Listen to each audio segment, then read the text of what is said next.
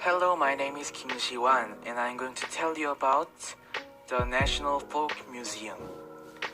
Most of you may have encountered things that revolve around rulers when you learn history.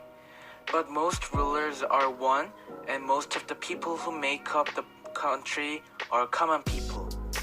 So, history takes up a considerable portion of the lives of ordinary people.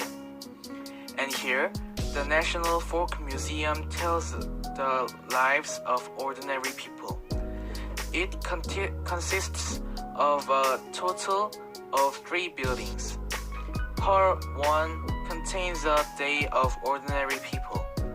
I'll look at their daily routines to see what they are being up to and doing every day. Part 1 we'll look at with me. The second chapter goes on to capture a year of ordinary people. Over the course of the 4 seasons, they will look at what changes they have undergone. Finally, the third chapter will examine the lives of ordinary people. They'll see what they've gone through with their lives. The first museum of the National Folk Museum contains a day of Koreans. All the countries on the Korean peninsula were agrarian societies.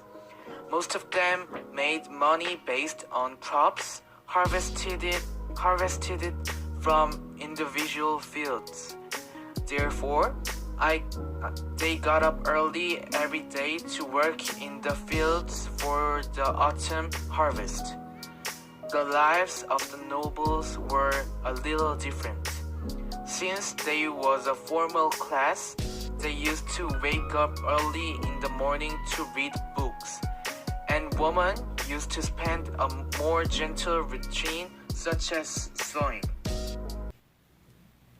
Now, we arrived at the second chamber. In this chamber, we can see lots of goods of Joseon people. Before this room, you have seen and listened the story of a day of a Joseon people. It was about the morning, noon, and the night of them. So from now on, we're gonna have a look about a year of Korean. Also, it contains the story of many special days of Korean. First, it is the first month.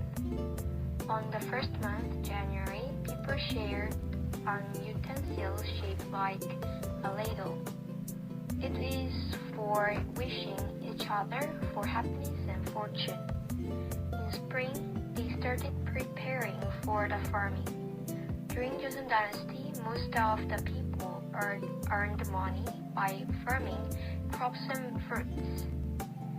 In summer, there are lots of works to do for growing veggies and fruits and other things. However, it was so hot, so they needed to rest. So it was the season for taking a rest, such as going to the lake or river for summering, or jumping seesaw and playing Korean wrestling. In autumn, as it is the season for harvesting, they harvested the crops they grew and had Thanksgiving Day. Also, they visited their parents and family and gathered around. Finally, in winter, they made the Korean traditional food kimchi, which contains the flavor of the identity of Korean and long obvious history of Korean, and finally their memories. Also, they enjoyed the special games such as kite flying, sleigh, and spinning at the top. Finally, they wished the luck and happiness of the family to the gods of house and spent the biggest holiday, the New Year's Day, with their family. And now on, let's go to our final destination. Hello, my name is Jiu, and I'm gonna talk about the last part of the Minjung Museum. We can see the life of the Joseon people. Their life was usually based in Confucianism, and every small detail was made from it. The first section is the birth. You can see a bridal room full of things that show people's hope to have many children. Next section is the education. You can see a bunjado, which is the 8-panel folding screen of pictographs of the 8 Confucian virtues. It is the filial piety, brotherly love, loyalty, trust, propriety, righteousness, integrity, and modesty. The people of the Joseon time usually learned Chinese character and Confucianism in the school called Seodang. It is very different from the school nowadays. It has several classes, but only one class. It has only one teacher and had no differentiate of age. Next is the age ceremony section. It is very important because it means that the woman or the man is no longer a child but is an adult. Next is the wedding ceremony. People in the Joseon dynasty thought that wedding is very important because it is a ceremony that makes the woman or the man become a member of a family. Next is the successor career. In the Joseon time, people wished to be an official of the Joseon dynasty to run Joseon and work with a king. However, only the men could become an official. They need to pass the test called the Kwago. It is a very big test that separates the smart ones to become an official. It was very hard to pass. Next section is the artistic taste. The people in the Joseon time, especially the noble ones, enjoyed drawings and poets and music. In the case of the drawings, they usually draw pine trees or other nature to symbolize the virtues of the Confucianism. The pine tree symbolizes the fidelity. Common people usually enjoyed the music of the traditional ones. Also,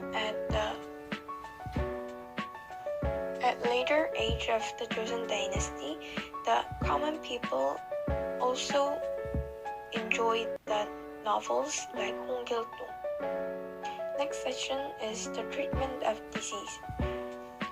The Korean traditional treatment was used and is loved until nowadays. Next is the mourning.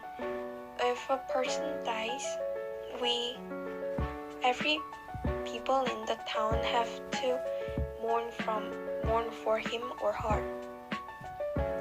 If the people is a noble member of a noble family, he or she would have